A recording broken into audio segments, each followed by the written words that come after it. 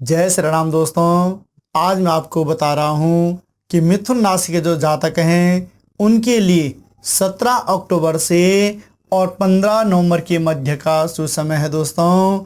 यह कैसे रहने वाला है, जबकि क्या है, सूर्य का तुला राशि में प्रवेश, और सूर्य का तुला राशि में प्रवेश का दोस्तों यह तात्पर्य है कि सूर्य नारायण अपनी नीच राशि में प्रवेश कर रहे हैं। तो दोस्तों जब अपनी नीच राशि में यह प्रवेश कर रहे हैं तो भगवान सूर्य होते हैं मान सम्मान प्रतिष्ठा से संबंधित सारे कार्य, सारा डिपार्टमेंट दोस्तों इन्हीं के अंडर में रहता है।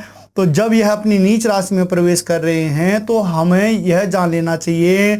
और दोस्तों इस समय सबसे बड़ी बात यह है कि 4 ग्रह ऐसे हैं कि जो आपके जीवन में महापरिवर्तन लाने वाले हैं। उसमें दोस्तों बुध, केतु और शुक्र और आपका क्या है, राहु, यानी 4 ग्रह ऐसे हैं जो आपके जीवन में इस समय क्या है, महापरिवर्तन योग बना रहे हैं। तो दोस्तों इस परिवर्तन योग से जो मिथुन राशि के जो जातक हैं इनके जीवन में क्या प्रवाह पड़ने वाला है। तो दोस्तों सबसे पहले हम ये जान लें कि मिथुन राशि के जो जातक हैं उनके क्या है, भगवान सूर्य नारायण कहाँ बैठे हुए हैं, उनके पंचम भाव यानी संतान के भाव में बैठे हुए हैं। और संतान के भाव में दोस्तों जब नीच का सूर्य बैठा हुआ हो तो यह समय थोड़ा सा अगर हम देखें तो संतान इत्यादि से संबंधित या विद्या बुद्धि से संबंधित या मंगल कार्यों से संबंधित जब सूर्य नारायण यहाँ पर बैठे हुए हैं दोस्तों तो थोड़ा सा क्या है, इनमें कुछ न्यूनता आ सकती है। यानी विद्यार्थियों के लिए भी अगर हम यह समय बोलें तो उतना अच्छा रहने वाला नहीं, क्योंकि आपका यहाँ पर सूर्य नारायण क्या है, नीच उसमें है। और दोस्तों यह संतान विद्या बुद्धि यश अनुयायी धर्म इत्यादि का भाव है। यह क्या है, आपके हृदय रोग से संबंधित जो चीज़ें होती हैं दोस्तों वह भी इसी भाव से देखी जाती हैं। छाती से संबंधित जो दिक्कतें होती हैं दोस्तों वह इसी से संबंधित होती हैं। तो जब सूर्य नारायण यहाँ पर बैठे हुए हों तो थोड़ा सा क्या है, आपको अपने स्वास्थ्य से लेकर भी थोड़ा सा क्या है, अलर्ट रहने की आवश्यकता है। यानी अपने स्वास्थ्य के प्रति भी आपको जागरूक होना आवश्यक है। उसके बाद दोस्तों पुनः हम आते हैं मंगल में। तो मंगल भी आपके कहाँ बैठे हुए हैं, पंचम भाव में ही बैठे हुए हैं। यानी भगवान सूर्य नारायण के साथ में तुला राशि में ही इस समय विराजमान हैं। तो दोस्तों जब सूर्य मंगल एक साथ में विराजमान हो तो अंगारक योग बनाता है। यानी कि ये मान लीजिए कि थोड़ा सा अंगारक योग जब यह बना रहे हैं तो इन चीज़ों में थोड़ा सा क्या है कि जो मैंने आपको संतान से संबंधित विद्या बुद्धि से संबंधित आपको बताई, मंगल कार्यों से संबंधित जो आपको सारी बातें बताई दोस्तों, इनमें तो कुछ न्यूनता ही रहने वाली है। इनके लिए हम ज़्यादा अच्छा कह नहीं सकते। तो कुल मिला के अगर हम देखें तो मिथुन राशि के जो जातक हैं उनके लिए सूर्य और मंगल का इस समय उनके जीवन में कुछ खास प्रभाव नहीं पड़ने वाला। उसके बाद दोस्तों पुनः हम आते हैं बुध में। तो बुध भी कहाँ बैठे हुए हैं, भगवान सूर्य नारायण के साथ में बैठे हुए हैं। और जब सूर्य नारायण इस समय क्या हों, अपनी नीच राशि में बैठे हुए हों तो थोड़ा दोस्तों विद्या बुद्धि इत्यादि में भी थोड़ा सा उतना अच्छा समय हमारा रहेगा नहीं। और इन सारी चीज़ों में न्यूनता यह बना के रखेगा ही रखेगा। उसके बाद दोस्तों हम यहाँ पर ये देखते हैं कि बुध का क्या हो रहा है, राशि परिवर्तन हो रहा है। यानी कि बुध क्या है, 5/11/2023 तक तो तुला राशि में है। उसके बाद यह क्या है, वृश्चिक राशि में प्रवेश कर जाएंगे। जब वृश्चिक राशि में दोस्तों यह अकेले प्रवेश करेंगे तो इनके यहाँ पर अकेले प्रवेश करने से भी दोस्तों कुछ हद तक आपको बेनिफिट नहीं मिलने वाला। बुध तब भी यहाँ पर भी कुछ आपके जीवन में कोई ज़्यादा अच्छा परिवर्तन लाने वाले नहीं हैं। उसके बाद दोस्तों देवगुरु बृहस्पति अगर हम देखें तो यह एकादश भाव में बैठे हुए हैं। और देवगुरु बृहस्पति जब दोस्तों एकादश भाव में बैठे हुए हों तो यह अगर हम इन चीज़ों से संबंधित देखें, एकादश भाव से संबंधित देखें मिथुन राशि के जातकों के लिए, तो यह क्या है, इनकम का भाव भी है, ज्येष्ठ भ्राता से संबंधित भी यह भाव है, धन लाभ का भी भाव है दोस्तों, और यह है मनोकामनाओं का भी भाव है। तो अगर हम एक चीज़ तो ये जरूर देख लें कि जब एकादश में आपका बृहस्पति बैठा हुआ हो तो इन चीज़ों में बढ़ोतरी होने वाली है। यानी इनकम इत्यादि में तो इस समय यह समय आपके लिए अच्छा रहने वाला है, लाभ इत्यादि के लिए भी आपके लिए अच्छा रहने वाला है।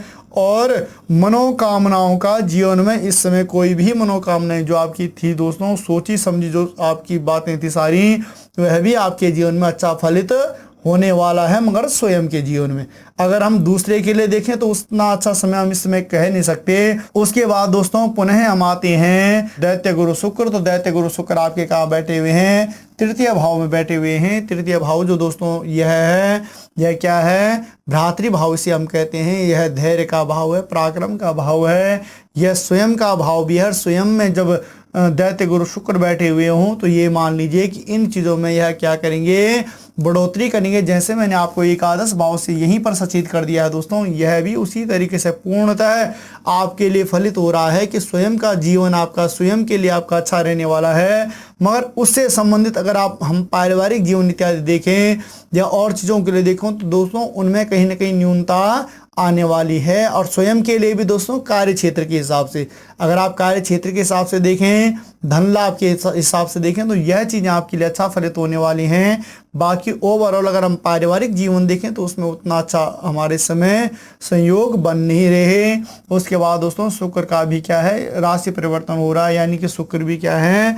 पुनः 29/10/2023 के बाद क्या है? सिंह से कन्या राशि में प्रवेश कर रहे हैं। तो सिंह से कन्या राशि में प्रवेश करने का ये तात्पर्य है कि मातृभाव में यहाँ पर यह प्रवेश कर रहे हैं। और उसके बाद दोस्तों 29 तारीख के बाद कुछ परिवर्तन आपके जीवन में आने वाला है, क्योंकि जब यह मातृभाव में आएंगे तो यह मातृ सुख भी आपको प्रदान करेंगे और साथ ही साथ भूमि भवन अचल संपदा इत्यादि के योग भी यह यहाँ पर आपको प्रदान करेंगे। तो दोस्तों जब इस प्रकार का योग यहाँ पर आपके जीवन में बनेगा, ओवरऑल यह समय आपके लिए फिर कैसे रहने वाला है? अच्छा रहने वाला है। शुक्र के दृष्टिकोण से यह चीज़ आपके लिए क्या होने वाली है? फलित होने वाली हैं। उसके बाद दोस्तों पुनः हम आते हैं शनि। तो शनि आपके कहाँ बैठे हुए हैं? आपके भाग्य स्थान में बैठे हुए हैं। और भाग्य स्थान में भी दोस्तों जिस प्रकार मैंने आपको बताया एकादश में कोई भी क्रूर ग्रह इत्यादि होता है वह अच्छा फल ही फलित करता है, उसी तरीके से भाग्य में भी कोई भी ग्रह अगर पड़ता है हमारा तो भाग्योदय ही करता है। यानी कि जब शनिदेव हमारे भाग्य स्थान में बैठे हुए हों तो दोस्तों यह समय हमारे लिए क्या है? भाग्य के लिए अच्छा है। अगर हम धर्म कर्म इत्यादि कोई करें तो उससे फिर यह महापरिवर्तन का हमें एक अच्छा फल हमें प्राप्त हो सकता है, अच्छा फल हमें मिल सकता है। उसके बाद दोस्तों यह क्या है? गुरु शिक्षा और आचार्य का भाव भी है। तो गुरु तुल्य व्यक्ति का अवश्य ही सम्मान अपने जीवन में कर लीजिए दोस्तों। अगर गुरु तुल्य व्यक्ति का आप सम्मान करते हो, गुरु जो आपको राह दिखाने वाला होता है दोस्तों, जीवन में हर एक ऐसे मोड़ पे आपके साथ में होता है कि जब आप कहीं पर फंसे हुए होते हो उस समय वह आपका हाथ पकड़ लेता है।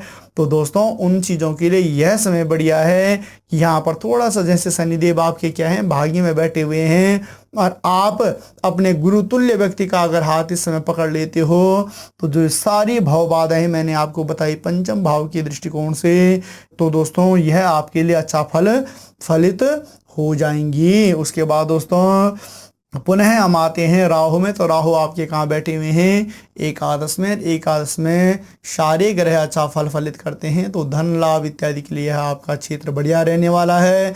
थोड़ा सा ज्येष्ठ भ्राता का भी भाव है दोस्तों। तो जब हमारा क्या है कि एकादश में राहु बैठे हुए हों तो थोड़ा सा यह है कि यह पारिवारिक सुख में थोड़ा सा न्यूनता, जैसे मैंने पहले भी कहा आपको कि पारिवारिक सुख उतना अच्छा इस समय बनने वाला नहीं। तो थोड़ा सा क्या है कि ज्येष्ठ भ्राता के साथ में भी थोड़ा सा अनबन हो सकती है, मगर किसी तरीके से भी अनादर मत कीजिए, क्योंकि दोस्तों ज्येष्ठ भ्राता जो तो वह क्या है? पिता तुल्य होता है और ऐसा हमें कभी भी नहीं करना। पिता तुल्य व्यक्ति का कभी भी अपमान नहीं करना, उसके साथ में उसके लिए कभी भी कोई अपशब्द इत्यादि नहीं बोलना। बाकी ओवरऑल क्या है? इस समय राहु भी आपके जो एकादश में बैठे हुए हैं यह अच्छा फल आपको फलित करने वाले हैं। उसके बाद दोस्तों पुनः राहु का क्या हो जाएगा? अभी तो यह मेष राशि में है। उसके बाद दोस्तों राहु क्या है? 30/10/2023 के बाद यह क्या हो जाएंगे? मीन राशि में प्रवेश कर जाएंगे। तो जब मीन राशि में प्रवेश करेंगे दोस्तों तो ये समझ लीजिए कि यहाँ पर थोड़ा सा क्या है कि पिता के स्वास्थ्य को लेकर आपको थोड़ा सा क्या रहना, यहाँ पर सजग रहने की आवश्यकता है, क्योंकि राहु पिता के घर में जब भी बैठता है तो पिता के स्वास्थ्य से लेकर यह सीधा क्या करता है, अटैक करता है, यानी यहाँ पर यह धावा बोलता है। तो दोस्तों जब पिता के स्थान में आपका राहु बैठेगा तो थोड़ा सा आपको क्या करना है, पिता के स्वास्थ्य से लेकर थोड़ा सा आपको क्या है, सतर्क रहने की आवश्यकता है, पिता के स्वास्थ्य को लेकर थोड़ा सचेत रहने की आवश्यकता है। और अगर आप ऐसा करते हो तो ओवरऑल आपका दसम भाव में जो राहु है वह भी अच्छा फलित होगा। उसके बाद दोस्तों केतु आपके कहाँ बैठे हुए हैं, आपके पंचम भाव में बैठे हुए हैं। पंचम भाव यानी जो आपका मंगल कार्यों से संबंधित भाव है, जो विद्या बुद्धि यश से संबंधित भाव है। तो दोस्तों जब पंचम में केतु बैठे हुए हो तो थोड़ा सा क्या है कि जैसे इस समय सूर्य बुध और मंगल इत्यादि के साथ में बैठे हुए हैं, तो यहाँ पर थोड़ा सा क्या है, कुछ मतलब जो इनको फल प्रदान करना चाहता है दोस्तों उसमें कुछ न्यूनता तो रखेंगे ही रखेंगे। मगर इसमें सबसे अच्छा योग एक बनेगा दोस्तों कि 30/10/2023 के बाद, जबकि राहु का राशि परिवर्तन होगा दोस्तों, उसी समय केतु भी क्या है, कन्या राशि में प्रवेश कर जाएंगे। कन्या राशि दोस्तों जब यह यहाँ पर केतु आ जाएंगे अपने चतुर्थ भाव में, आपके मिथुन राशि के जातक है उनके चतुर्थ भाव में जब केतु आएंगे तो यह क्या है, सुख का भाव भी है, माता का भी है, भवन का भी है, भूमि का भी है, अचल संपत्ति इत्यादि का भी है।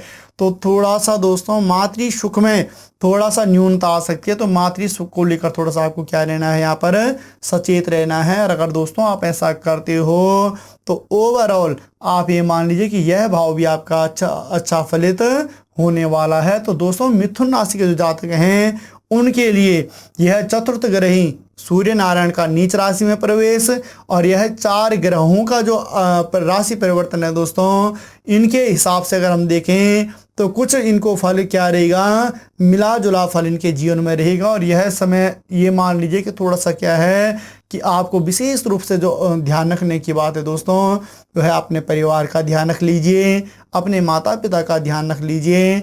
बाकी ओवरऑल दोस्तों अगर आपकी हम कारोबार कार्य क्षेत्र इत्यादि के हिसाब से देखते हैं तो कार्य क्षेत्र के हिसाब से आपके लिए यह समय अच्छा रहने वाला है। आय से संबंधित, इनकम से संबंधित यह भाव अच्छा रहने वाला है। भाग्य से संबंधित आपके लिए यह समय अच्छा रहने वाला है। तो दोस्तों आपको हमारा यह वीडियो कैसे लगा, आप इसे लाइक भी करें, शेयर भी करें, और अभी तक अगर आपने हमारे चैनल को सब्सक्राइब नहीं किया तो दोस्तों आप इसे सब्सक्राइब अवश्य करें और कमेंट करना दोस्तों बिल्कुल भी ना भूलें। और मिलते हैं पुनः एक नई वीडियो में, तब तक के लिए जय श्री राम।